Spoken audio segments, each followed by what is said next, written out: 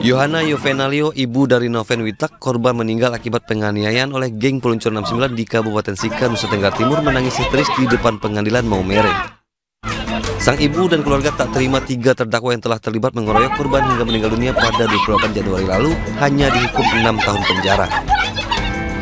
Sementara itu, menurut pihak Pengadilan Negeri Maumere, keputusan hakim telah sesuai dengan Undang-Undang Peradilan Anak, di mana pelaku yang masih di bawah umur dijatuhkan setengah dari hukuman maksimal orang dewasa. Selain 3 tersangka yang telah divonis, 5 tersangka lainnya hingga kini masih belum menjalani persidangan, lantaran berkas perkara pelaku masih dilengkapi oleh penyidik Polres Sika. Dari Sika, Nusa Tenggara Timur, Joni Nura Ainus melaporkan.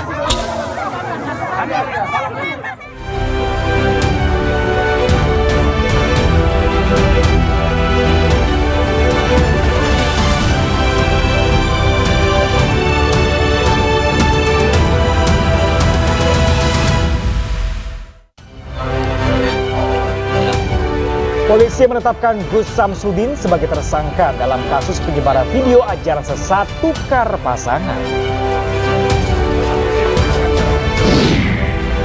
Jelang Ramadan, harga kebutuhan pokok di berbagai daerah naik.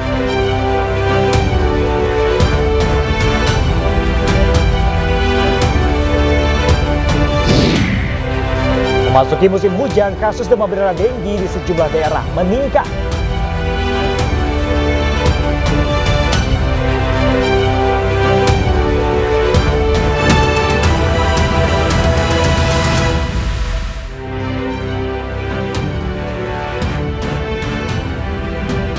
Halo, selamat siang pemirsa, apa kabar Anda di akhir pekan kali ini? Senang sekali saya Pram Senjaya dan rekan saya. Ya, dan saya Syafaati Suryo kembali hadir menemani Anda dalam iNews Siang.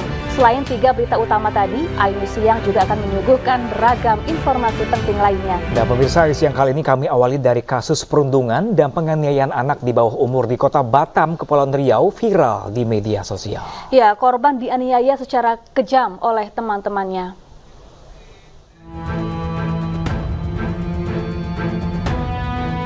Video penganiayaan 2 anak di bawah umur yakni SU dan IR di Kota Batam, Kepulauan Riau viral di media sosial.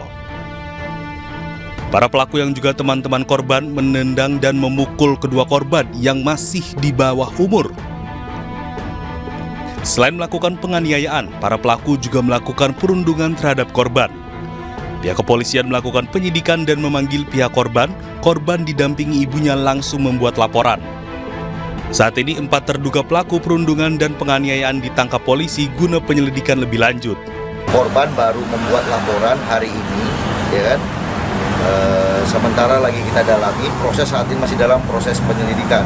Kalau kita lihat dari video tersebut, untuk pelaku diduga mungkin yang jelas lebih dari 2 orang. Sementara dari rekaman video, para pelaku dipastikan lebih dari 2 orang. Dari Batam, Kepulauan Riau, Gusti Yenosa, iNews melaporkan. Pemirsa, di Treskrimsus Polda Jawa Timur menetapkan konten kreator Samsudin sebagai tersangka dalam kasus penyebaran video meresahkan ajaran sesat tukar pasangan. Ya, selain menahan tersangka, polisi juga menyebut kemungkinan akan ada penambahan tersangka dalam kasus ini.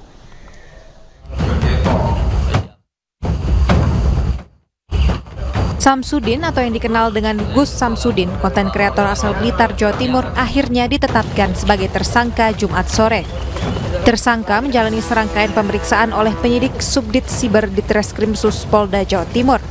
Penetapan tersangka setelah polisi memeriksa beberapa saksi yang mengetahui soal konten video tersebut, serta pemeriksaan 3 saksi ahli, diantaranya saksi ahli pidana, saksi ahli ITE, serta saksi ahli bahasa.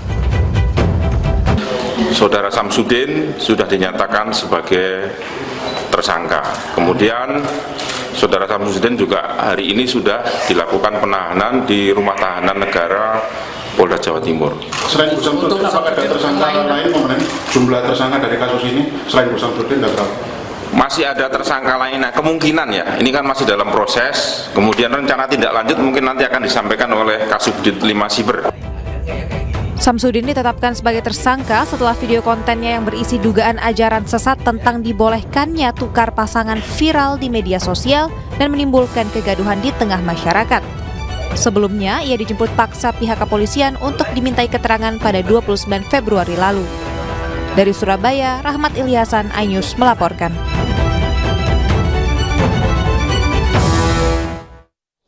Dan pemirsa, untuk mengetahui perkembangan kasus video viral ajaran sesat tukar pasangan ini, kita telah terhubung dengan Kabid Humas Polda Jatim, ada Kombes Pol Dirmanto. Halo, selamat siang Pak Dirmanto, terima kasih sebelumnya telah bergabung bersama kami dengan iNews yang di akhir pekan hari ini.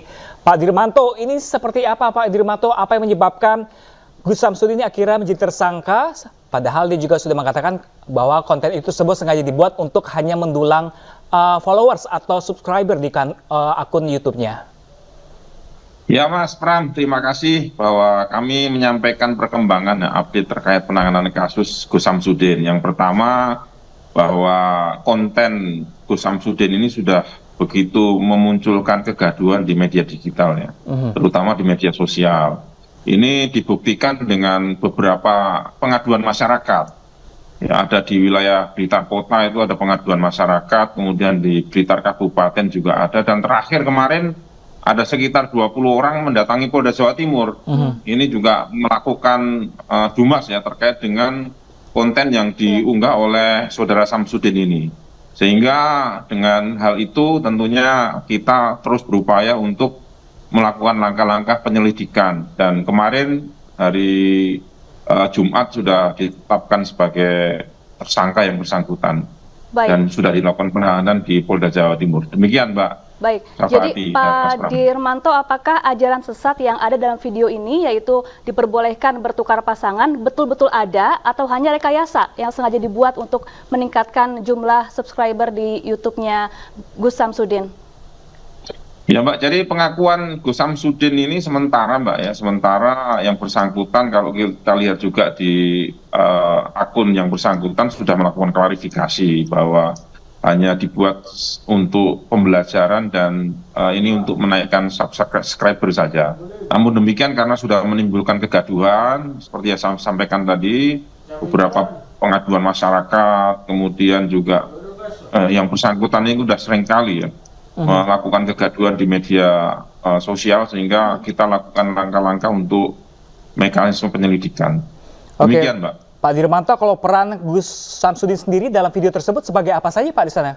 Apakah sebagai pembuat skenario kah atau seperti apa? Ya Pak? Mas, ya jadi saudara Samsudin ini berperan sebagai inisiator ya, termasuk yang menjadi sutradara ya terkait dengan konten ini. Jadi semua yang menyuruh melakukan, kemudian adegan-adegan itu saudara Samsudin ini untuk sementara hasil pemeriksaan.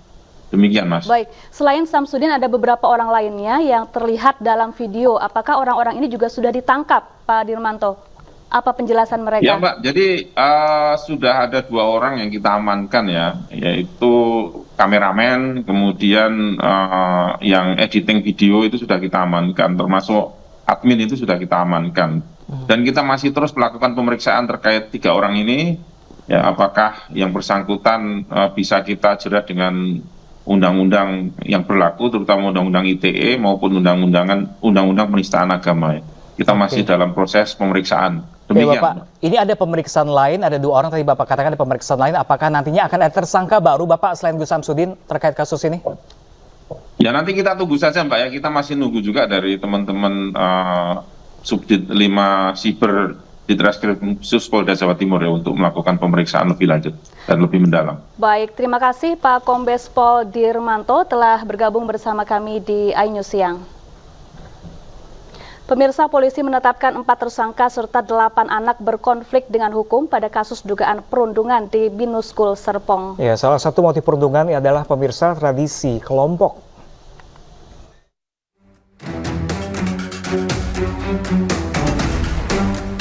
Usai melakukan gelar perkara, polisi menetapkan 4 orang tersangka dan 8 anak berkonflik dengan hukuman atau ABH dalam kasus dugaan perundungan di Binus School Serpong.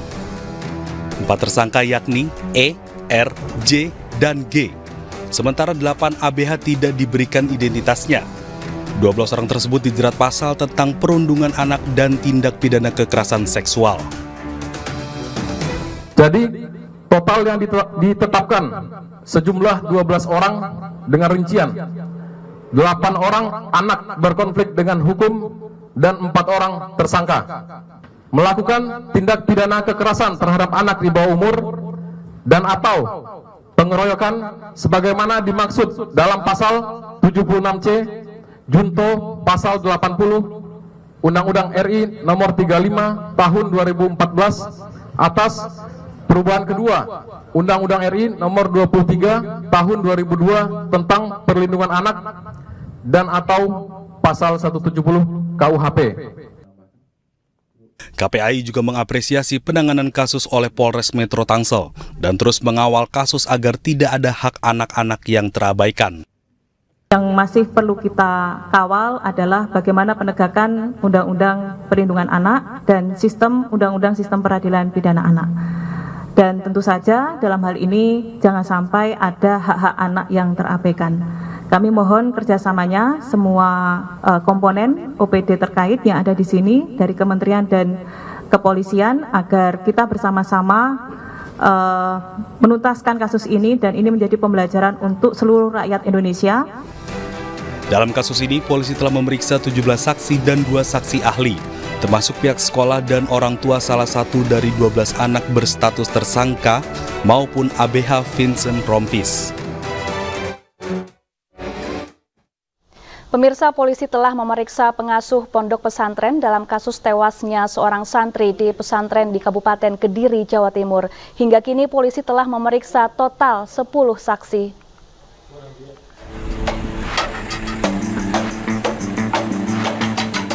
Polisi masih terus mendalami kasus kematian Bintang Balkis Maulana, santri asal Banyuwangi yang tewas dianiaya oleh temannya sesama santri di Ponpes Al-Hanifiyah.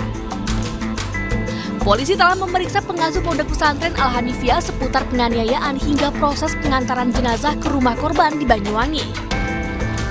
Terakhir masih kami dalami terkait untuk pengetahuan dari pihak pondok akan pemberitahuan dari para santri sejak kapan beliau mengetahui dan sampai dengan tahapan beliau mengantarkan korban kepada keluarga di Banyuwangi.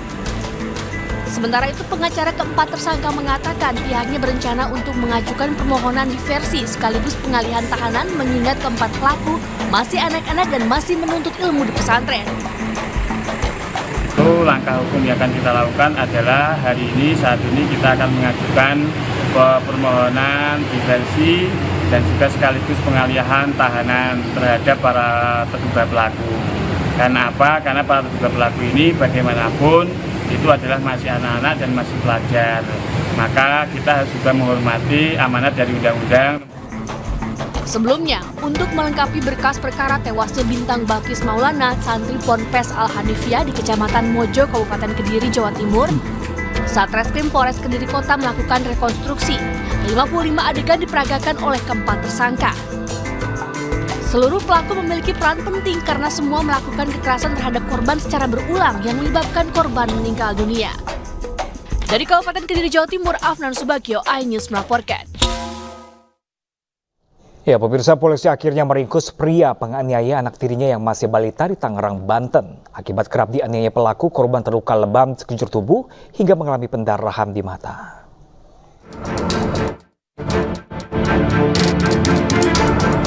Setelah sempat menghilang, JD, pria pelaku penganiayaan anak tiri yang masih berusia 4 tahun di Kecamatan Solear, Kabupaten Tangerang, Banten akhirnya ditangkap di rumah keluarganya di kawasan Karangtengah, Kota Tangerang.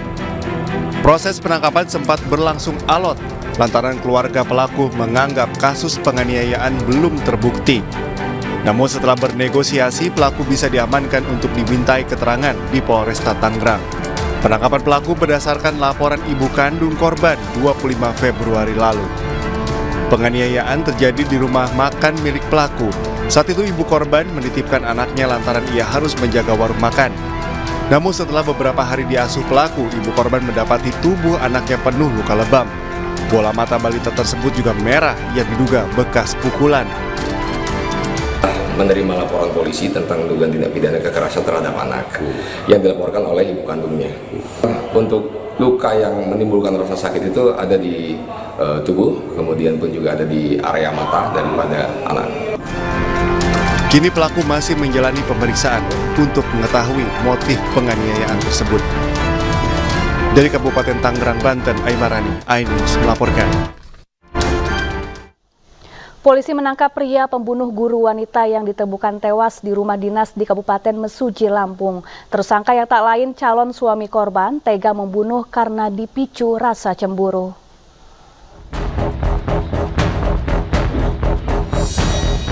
Misteri tewasnya seorang guru honorer wanita bernama Rosya Aprilia berusia 24 tahun yang tewas di rumah dinasnya akhirnya terungkap. Korban ditemukan tewas bersimbah darah di rumahnya dengan luka sabetan di leher di kawasan Desa Bujung Burik Baru, Kecamatan Tanjung Raya, Mesuji, Lampung. Kurang dari 24 jam, tim khusus anti bandit 308 Satreskrim Polres Mesuji berhasil meringkus tersangka bernama Andre Armanda yang tak lain merupakan calon suami korban. Korban dan pelaku akan menikah dalam waktu dekat. Dari hasil pemeriksaan sementara, motif pembunuhan dipicu rasa cemburu pelaku terhadap korban karena korban diduga berkomunikasi dengan lelaki lain. Selain itu, korban mengubah rencana pernikahan mereka sebanyak 3 kali hingga pelaku emosi. Pelaku dengan korban merupakan pasangan yang dalam waktu dekat akan melaksanakan pernikahan. Namun pelaku cemburu karena mendapati korban ada menghubungi atau berkomunikasi dengan laki lain. Selain mengamankan pelaku, petugas juga menyita sejumlah barang bukti yaitu sebilah pisau dapur yang digunakan untuk membunuh korban. Pelaku dijerat dengan pasal 340 KUHP dengan ancaman hukuman pidana mati atau penjara seumur hidup. Dari Kabupaten Mesuji, Lampung, Ahmad Lufi Rosyadi, iNews melaporkan. Memasuki musim hujan, kasus demam berdarah di Jawa Barat meningkat hingga lebih dari 5.500 pasien pada periode Januari hingga Februari 2024. Informasi selengkapnya sesaat lagi pemirsa, jangan kemana-mana, tetaplah bersama kami di iNews.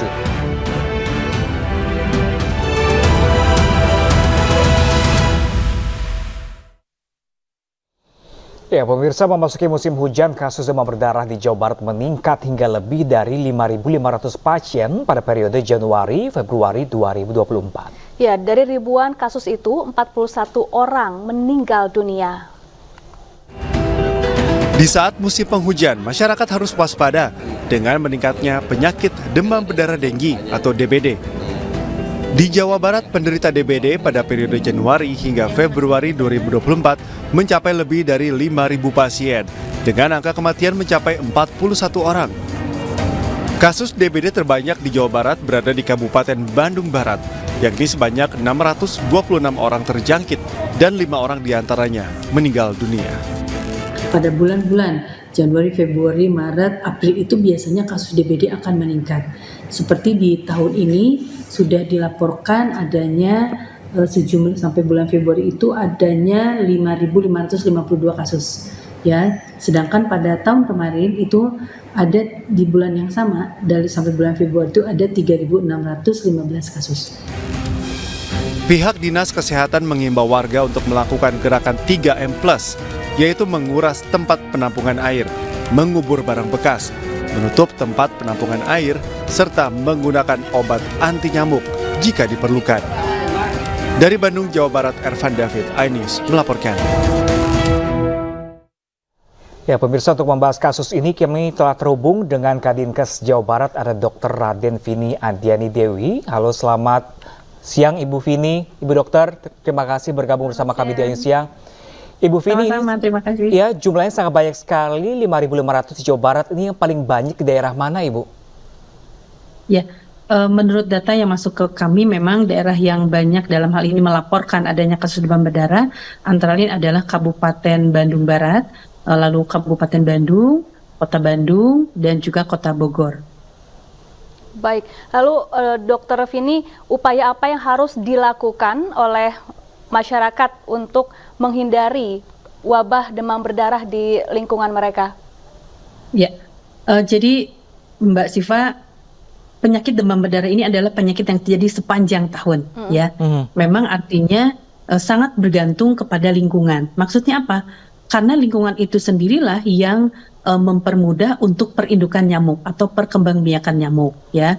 Dimana kita tahu bahwa nyamuk demam berdarah ini kekhasannya hidup di air yang bersih. Dan biasanya sekali lagi walaupun terjadi sepanjang tahun, ada masa-masa terjadi peningkatan kasus, yaitu yang terjadi ketika ada pergantian musim dari musim hujan ke musim kemarau atau kebalikannya dari musim kemarau ke musim hujan. Begitu seperti bulan ini, seperti bulan-bulan Februari, Maret, April biasanya terjadi pergantian musim dari musim hujan ke musim kemarau. Karena pada saat itu hujan tidak terjadi terus-menerus, sehingga air yang tergenang itu tidak dialirkan oleh hujan begitu ya, tetapi biasanya kalau orang Sunda bilang mah tetepnya nyangkrung gitu ya, tetap menggenang. Nah, inilah yang memudahkan nyamuk untuk berkembang biak. Jadi telur-telurnya dengan mudah berkembang biak dan tentunya mengeluarkan atau melahirkan nyamuk-nyamuk yang baru. Nah, ketika perindukan tempat berkembang biak nyamuknya ini meningkat, otomatis penyakit demam berdarah dalam hal ini sangat meningkat. Nah, artinya Bapak sekalian, bahwa peran masyarakat untuk menjaga lingkungan itu adalah hal yang paling utama untuk mencegah terjadinya penyakit demam berdarah. Ya, apa sih yang dilakukan? Kita tentu sudah pernah dan sering mendengarnya dengan gerakan 3M+. Apa saja? Satu yaitu menutup tempat-tempat air, baik air minum, toren air, begitu ya. Juga atau misalnya ada gentong-gentong. Yang kedua adalah menguras atau membersihkan tempat-tempat air itu secara rutin. Karena perindukan nyamuk itu kan siklusnya adalah 14 hari, jadi minimal seminggu sekali itu harus dibersihkan dan dikuras.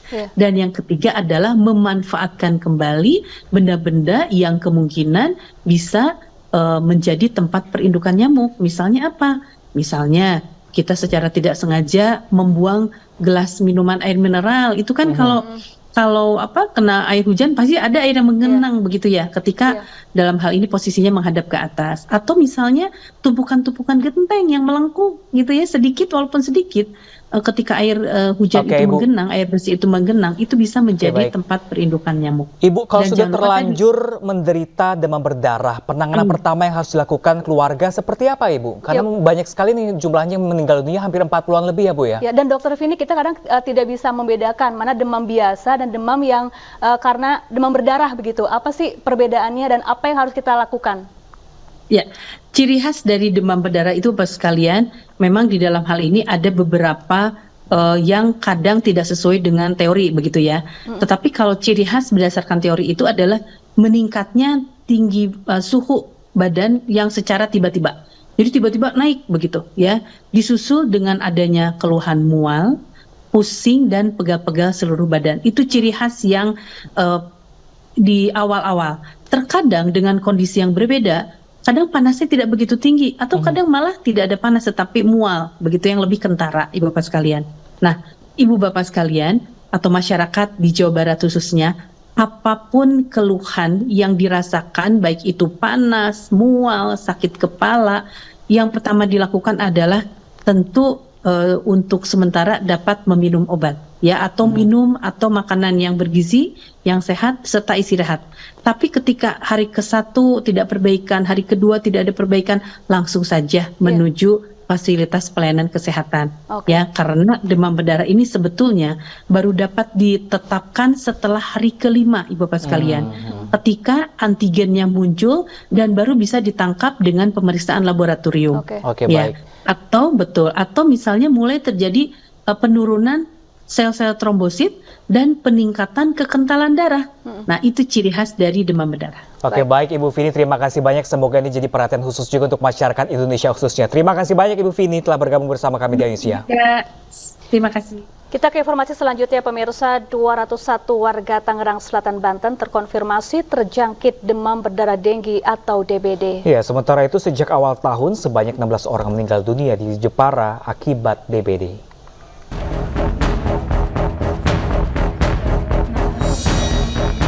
Dinas Kesehatan Tangerang Selatan, Banten mencatat ada 201 warganya yang terkonfirmasi terjangkit virus demam berdarah denggi atau DBD. Meski kasus demam berdarah meningkat dibandingkan tahun lalu, namun tahun ini tidak disertai dengan angka kematian. DBD menyerang 201 warga Tangerang Selatan yang tersebar di 7 kecamatan mulai dari usia 15 hingga 49 tahun.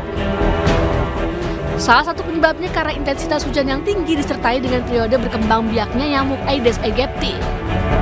Di bulan yang sama memang bulan ini peningkatan ya, karena memang nih curah hujan kan lagi tinggi ya, curah hujan lagi tinggi, jadi sarang telur-telur nyamuk tuh mulai menetas gitu. Jadi kami berharap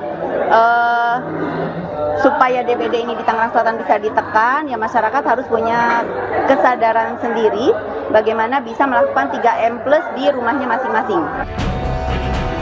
Sementara itu, seorang pelajar berusia 13 tahun di Jepara, Jawa Tengah meninggal dunia akibat demam berdarah.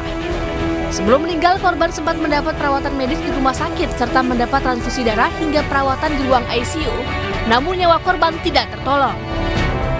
Dinas Kesehatan Jepara mencatat pasien meninggal akibat DBD sejak awal tahun 2024 sebanyak 16 orang. Sementara kasus total DBD di Jepara mencapai 824 orang.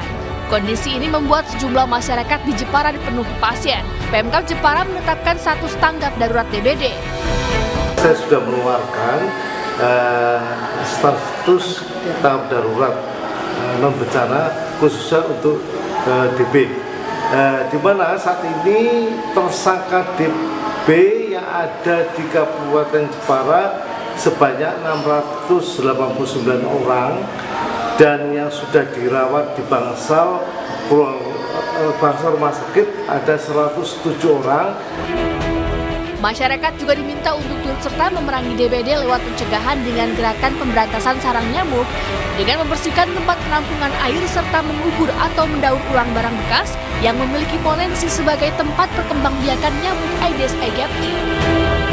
Dari Tangerang Selatan dan Jepara, Nunung Purnomo, Ali Putarto, iNews melaporkan. Pemirsa, Balai Besar Pengawas Obat dan Makanan atau BPOM Pekanbaru Riau menyita ribuan item kosmetik ilegal. Seluruh produk kosmetik yang disita tidak berizin serta mengandung bahan berbahaya dan kadaluarsa.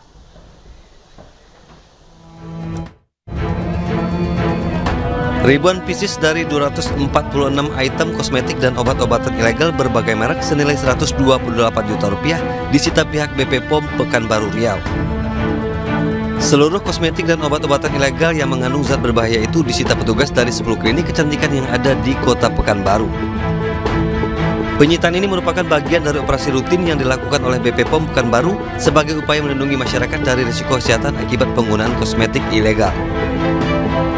Selain mengandung bahan berbahaya, kosmetik yang disita juga diketahui sudah kadaluarsa. 246 item produk kosmetik ilegal atau mengandung bahan berbahaya atau kadaluarsa dengan jumlah 4.007 pot, botol, bungkus, kotak, pieces dengan nilai 128 juta rupiah. Nah, selain dari kosmetik tersebut juga ditemukan 11 produk obat, ya, obat tanpa izin edar atau obat ilegal yang ditemukan di sarana yang tidak memenuhi ketentuan tersebut. Selanjutnya, seluruh kosmetik dan obat ilegal akan dimusnahkan pihak BPOM Pekanbaru. BPOM pun menghimbau agar masyarakat lebih berhati-hati dalam menggunakan kosmetik serta obat-obatan yang dijual bebas di pasaran. Dari Pekanbaru Riau, Indra Yusrizal, iNews melaporkan. Kita ke informasi lainnya, pemirsa. Seekor gajah Sumatera ditemukan mati di area perkebunan milik warga di Kabupaten Nagan Raya, Aceh. Gajah liar berjenis kelamin jantan ini diperkirakan mati sejak 5 hari lalu.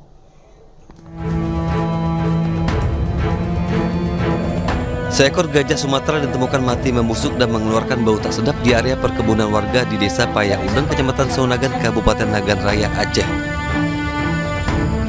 Gajah yang berjenis kelamin jantan ini pertama kali ditemukan oleh warga. Diperkirakan hewan yang dilindungi tersebut sudah mati sejak 5 hari lalu. Menurut warga, selama ini gajah tersebut kerap masuk dan melintas di area perkebunan warga dan terlihat seperti sedang sakit. Mendapat laporan warga, polisi mengamankan lokasi dengan memasang garis polisi dan melakukan olah tempat kejadian perkara. Ini dari Polres Nagan sekarang cuman dari dan Polres menangani di tempat TKP dan polis lain TKP karena penyebab kematian pun kami sampai sekarang belum ada titik temunya. Kalau jenis kelaminnya udah kita ketahui jenis kelaminnya jantan dan ukuran panjangnya sekitar 4 meter. Kasus kematian gajah ini telah dilaporkan ke Balai Konservasi Sumber Daya Alam BKSDA Aceh. Sebelum dikubur, bangkai gajah ini akan dinekropsi atau dibedah untuk mengetahui penyebab kematian. Dari Kabupaten Nanggaraya Aceh, Afsah Ainus melaporkan. Ya, pemirsa, demo menolak kecurangan pemilu di depan kantor KPU RI kemarin berujung ricuh. Selengkapnya usai jeda, tetaplah di iNews Siang.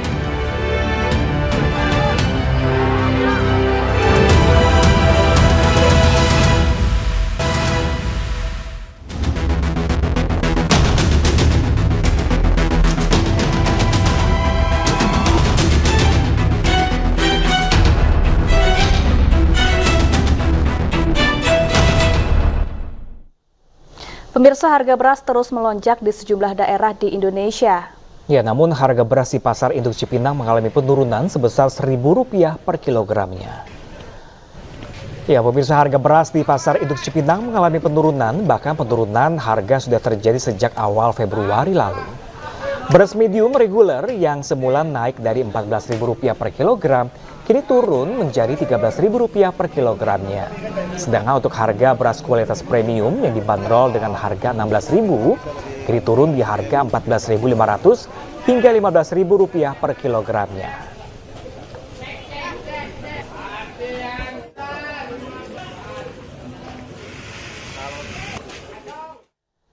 Ya, pemirsa, untuk mengetahui informasi lebih jelasnya, pemirsa, kita terhubung dengan rekan kami Nata Arman langsung dari Pasar Induk Cipinang, Jakarta Timur. Ya, Nata, benarkah apakah ada penurunan harga beras di lokasi Anda melaporkan di siang hari ini? Ya, selamat siang Pram, Syafa dan juga pemirsa. Benar sekali bahwa untuk di Pasar Induk Beras Cipinang ini telah terjadi penurunan harga beras sekitar 1.000 sampai dengan Rp1.500 per 1 kilogramnya. Dan juga untuk saat ini situasi dari suasana di Pasar Induk ini sendiri ramai sekali masyarakat yang antusias terkait dengan penurunan harga ini. Tercatat bahkan sejak pagi tadi sampai dengan siang ini masih terus berdatangan dari para pembeli yang membeli baik itu dengan satuan karungan maupun satuan per kilogram. Karena untuk beberapa beras sendiri untuk di Pasar Induk ini mengalami penurunan, namun ada beberapa juga dari masyarakat yang mengeluhkan terkait dengan harga beras di pasar turunan. Ini berbeda lantaran adanya beberapa dari penjual yang masih menyetok beras-beras yang lama ketika harga sedang naik lantaran dampak dari siklus El Nino seperti itu. Dan seperti contohnya, saya pun akan memberikan contoh kepada Anda dan juga pemirsa. Pram, ini untuk beras yang ada di sisi sebelah kanan saya, ini ada beras bulog komersil dengan harga dibanderol Rp620.000 per 50 kg. Artinya apabila dikonvert dengan harga per 1 kg ini sekitar Rp13.000. Ada juga yang paling jelek kualitasnya seperti itu. Ini di harga Rp500.000 per 50 kg. Yang tentunya apabila dibagi 50 ini per 1 kilonya ya ini sekitar Rp10.000. Dan untuk jenisnya sendiri seperti ini pemirsa, cukup berwarna coklat seperti itu, tidak sebagus kualitas beras yang ada di sisi kanan saya yang sekitaran Rp620.000 per kilogramnya. Ini pun sama, ini jenis yang broken fullen, ini dibanderol dengan harga lebih mahal justru Rp645.000, artinya di sekitaran Rp13.000 sampai dengan Rp13.500. Kemudian ada juga beberapa beras premium yang dibanderol dengan harga yang Rp14.000 tergantung dengan jenis dan juga kualitasnya.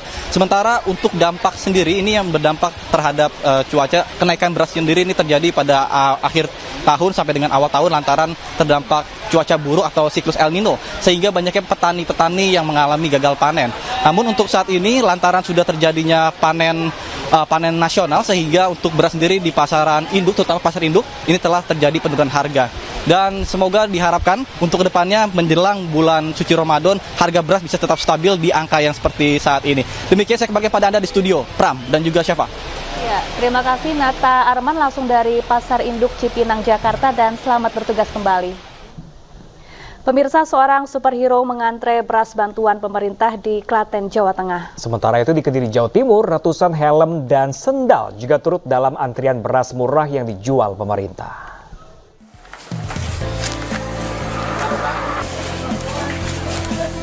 Dengan mengenakan pakaian ala superhero, seorang warga desa Tambakan, Kecamatan Jongonalan, Klaten, Jawa Tengah, ikut mengantri beras bantuan pemerintah. Ia memakai kostum superhero untuk menghibur warga lainnya yang sedang mengantri bantuan beras. Sarijo mengaku senang dapat memperoleh beras dan dapat membuat orang tertawa di tengah mahalnya harga beras di pasaran. Yo, bukan begitu, karena saya sangat menyukai yang unik-unik, Mas, gitu. Saya sangat menyukai yang unik-unik, biar ada warna sendiri di sini gitu. Mas, ini kan harga beras baru mahal, ini superhero ternyata juga dapat beras. Iya. Gratis gimana, Pak? Ya alhamdulillah, alhamdulillah dapat beras ini, sangat senang sekali. Ya sangat membantu lah. Sementara itu di Kediri, Jawa Timur, ratusan sandal dan helm milik warga berjajar di halaman kantor Bulog cabang Kediri. Helm dan sandal tersebut sengaja ditinggalkan warga yang mengantri membeli beras SPHP seharga Rp52.000 agar tidak diserobot orang lain. Sesaat setelah outlet dibuka, ratusan warga langsung berlarian mendatangi sendal dan helm masing-masing.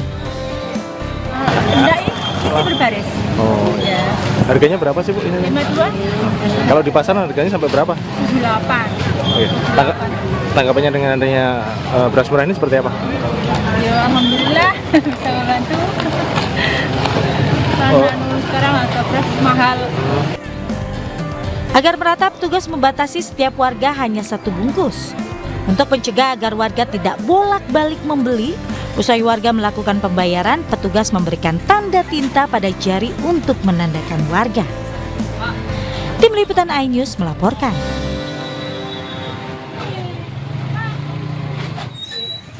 Tidak hanya beras, sejumlah harga kebutuhan pokok juga naik jelang bulan Ramadan. Ya, di Bekasi harga beras naik Rp5.000 per kilogram, sementara di Wonosobo, Jawa Tengah harga cabai naik dari Rp50.000 menjadi Rp100.000 per kilogram.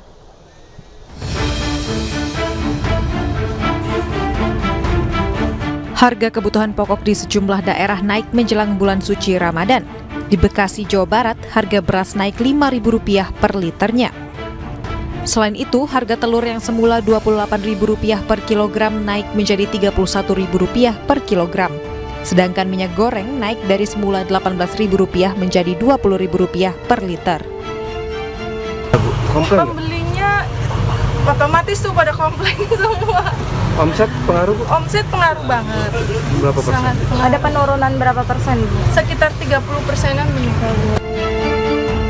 Sementara di Pasar Kejajar Wonosobo, Jawa Tengah, harga komoditas yang mengalami kenaikan paling signifikan adalah cabai.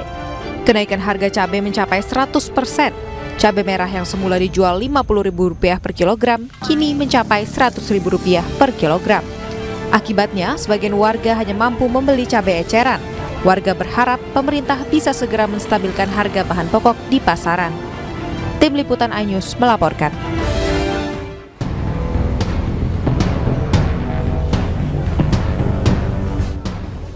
Mendekati bulan suci Ramadan, sejumlah harga kebutuhan pokok di Pasar Atas Baru, Kota Cimahi, Jawa Barat terus mengalami kenaikan.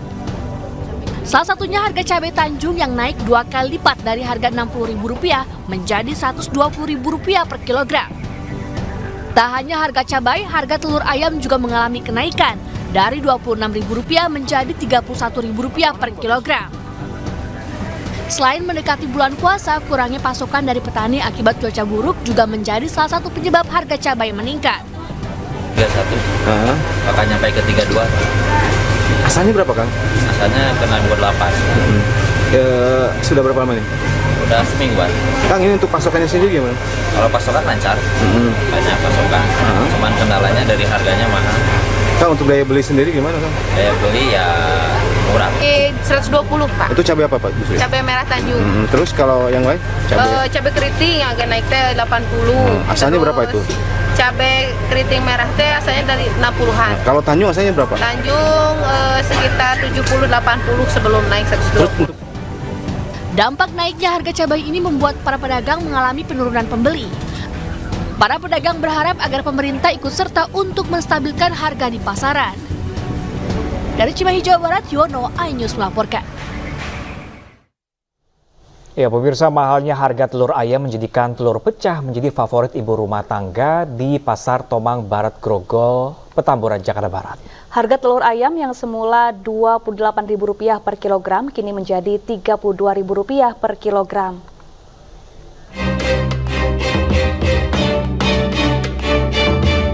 Harga telur ayam masih tinggi di kisaran harga Rp32.000 per kilogram. Dari harga sebelumnya Rp28.000 per kilogram. Tingginya harga telur ayam negeri di Jakarta membuat pembeli beralih dan memburu telur yang pecah atau retak. Di Pasar Tomang Barat, Grogol, Petamburan, Jakarta Barat, telur pecah menjadi incaran ibu-ibu rumah tangga. Pembeli beralasan telur pecah harganya lebih murah dibandingkan telur yang utuh. Apa-apa mahal, kalau nggak gitu kita nggak ada lebihnya kan gitu. Gimana mau ada lebihnya sih, beras aja sekilo udah 15.000. Nah, orang daerah makannya singkong mau Bu, kalau punya sawah. Bu, emang harganya yang normal sama yang pecah itu berapa sih Bu? Selisih harganya? Ya paling 1.000-2.000, tapi kalau buat ibu rumah tangga kan lumayan aja. Akibat dari mahalnya harga telur ayam membuat pedagang mengalami penurunan omset hingga 30%. Lantaran para pembeli mengurangi jumlah takaran pembelian dari biasanya. Paling kurangi beli aja, biasa 2 kilo, bisa sekilo, biasa sekilo, biasa setengah, biasa setengah, beli seperempat, kita nggak mau belanjanya begitu. Masyarakat berharap agar pemerintah dapat menstabilkan harga pangan kebutuhan pokok yang kian hari terus merangkak naik. Dari Jakarta, Miftahul Gani, Ainus melaporkan. Ya pemirsa, jelang Ramadan, ratusan peziarah memenuhi TPU Karet Bifak, Jakarta. Informasi selengkapnya sesaat lagi, tetaplah bersama kami.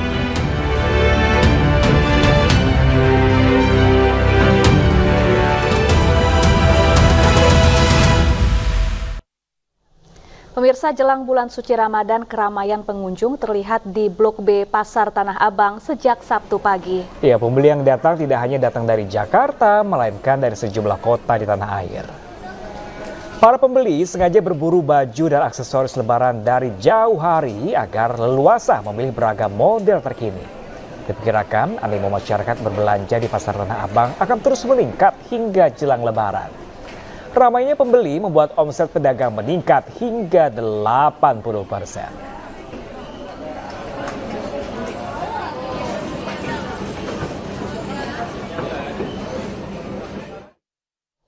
Ya, untuk mengetahui informasi lebih lanjut, kita terhubung dengan rekan Salam Rahmat di Pasar Tanah Abang, Jakarta Pusat. Selamat siang, Salam. Apakah hingga siang ini pengunjung masih ramai memadati kawasan Tanah Abang?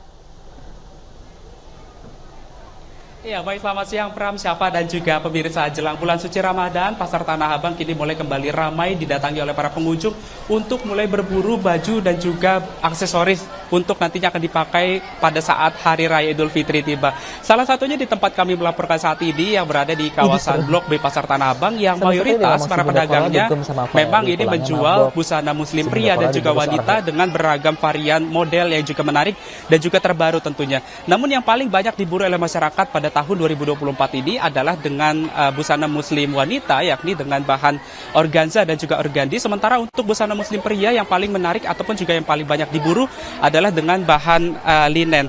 Di mana dapat kami informasikan juga bahwa memang untuk masyarakat yang memilih untuk lebih awal berbelanja di Pasar Tanah Abang untuk mendekati Hari Raya Idul Fitri nantinya, ini memang sengaja untuk memilih begitu lantaran masih banyak leluasanya masyarakat untuk bisa memilih beragam varian motif dan juga pilihan yang menarik. Tentunya ini stoknya juga masih banyak jika dibandingkan nantinya jika mereka akan membeli pakaian jika dibandingkan dengan H-1 ataupun juga H-7 Lebaran ini tiba.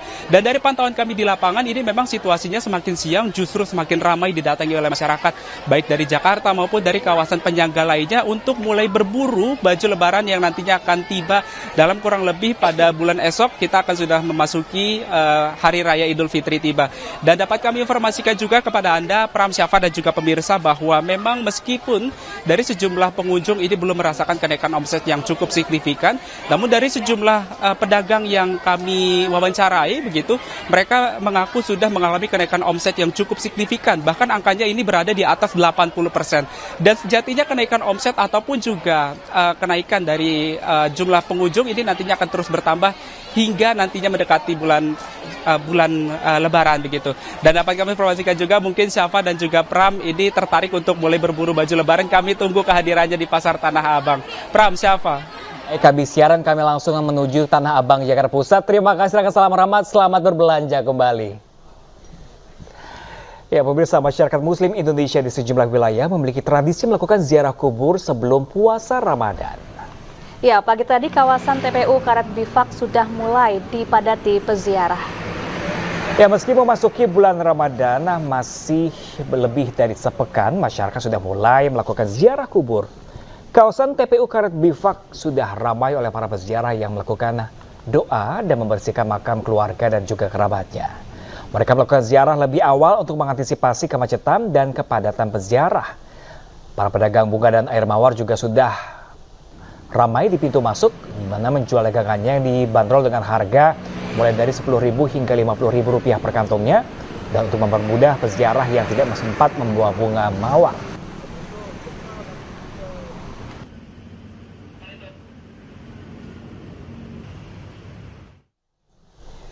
Pemirsa, beragam cara dilakukan dalam mengucapkan rasa syukur menyambut bulan suci Ramadan. Ya, warga di Klaten, Jawa Tengah menggelar tradisi ruahan berebut gunungan hasil bumi yang dipercaya membawa keberkahan.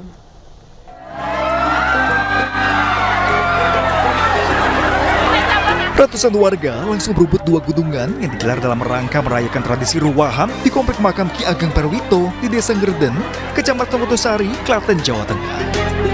Baik anak-anak hingga orang tua berdesakan berebut mendapatkan gunungan kue legondo intip yang merupakan makanan khas daerah desa setempat. Warga percaya dengan mendapatkan kue legondo intip maupun hasil bumi bisa mendapatkan berkah sebelum menjalankan ibadah puasa dan bererat silaturahmi seperti yang diajarkan Ki Ageng Perwito dalam berdakwah menyebarkan ajaran Islam. Ini tujuannya apa ya? Ya mencari berkahnya yang Perwito. Tapi antaranya jam berapa lama? 1 jam. Tapi berdesak-desakan. Enggak. Semoga tradisi ini tetap diunjungi, tidak punah, dan biar di Desa Ngerden banyak mendapatkan keberkahan. Ratusan warga Banjarnegara juga rela berdesakan di bawah terik matahari di alun-alun kota demi mendapatkan gunungan hasil bumi. Gunungan berisikan ratusan hasil panen warga sebagai lambang kemakmuran daerah. Tak kurang dari 5 menit, gunungan ludes diperebutkan. Warga percaya saat mendapatkan hasil gunungan yang telah didoakan akan membawa berkah. Tadi desak-desakan nggak? Iya. Dipercaya apa kalau dapat ini? Ya nanti ini ditanam, nanti hasilnya ini juga ya berkah. Di sini dipercaya bisa mendatangkan apa tuh kalau? Mendatangkan rezeki. Rezeki, berkah. Ini sih saya. Selain untuk melestarikan tradisi budaya, ajang ini juga menjadi ajang silaturahmi warga sebelum menjalankan ibadah puasa.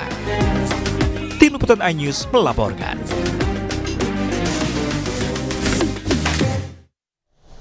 Ya pemirsa, usai jeda akan ada santapan unik yaitu olahan daging durian yang dipadukan dengan nasi goreng. Ya, seperti apa rasanya pemirsa? Tunggu sesaat lagi, tetap bersama kami di Aisyah.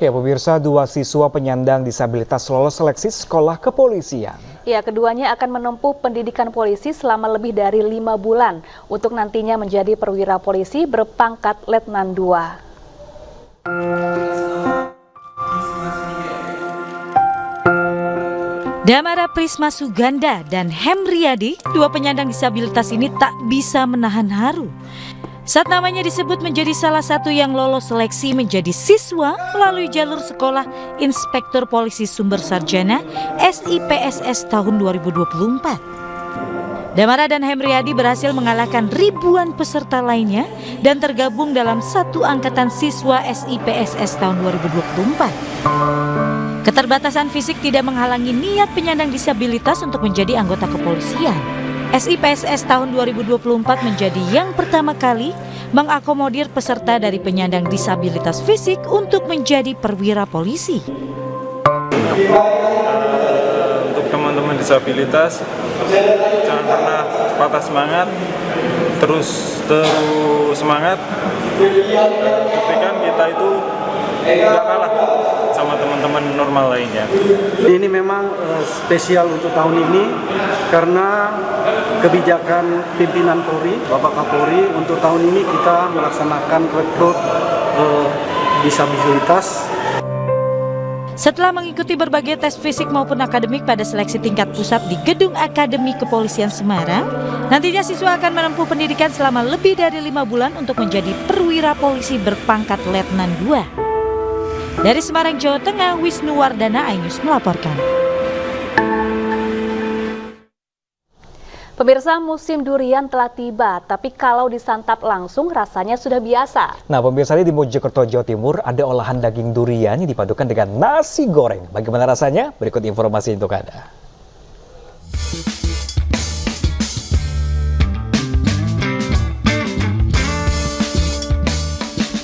Kabupaten Mojokerto dikenal sebagai penghasil durian, menyediakan menu baru yakni nasi goreng durian. Cara pembuatannya pun cukup mudah.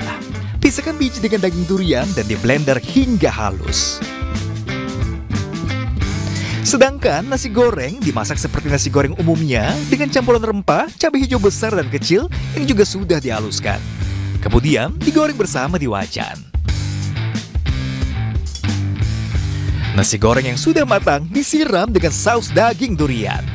Di bagian atasnya diberikan topping biji durian utuh. Beda ya dari nasi goreng yang lain. Ini cocok buat penggemar durian. Jadi ada rasa manis, rasa asin, perpaduan antara lombok hijau sama durian. Enak lah, coba. Untuk menikmati seporsi nasi goreng durian, Anda cukup mengeluarkan Rp35.000 sudah lengkap dengan minumannya. Perpaduan nasi goreng gurih dan manisnya durian dijamin bikin ketagihan. Dari Kabupaten Mojokerto, Jawa Timur, Salahuddin, iNews melaporkan.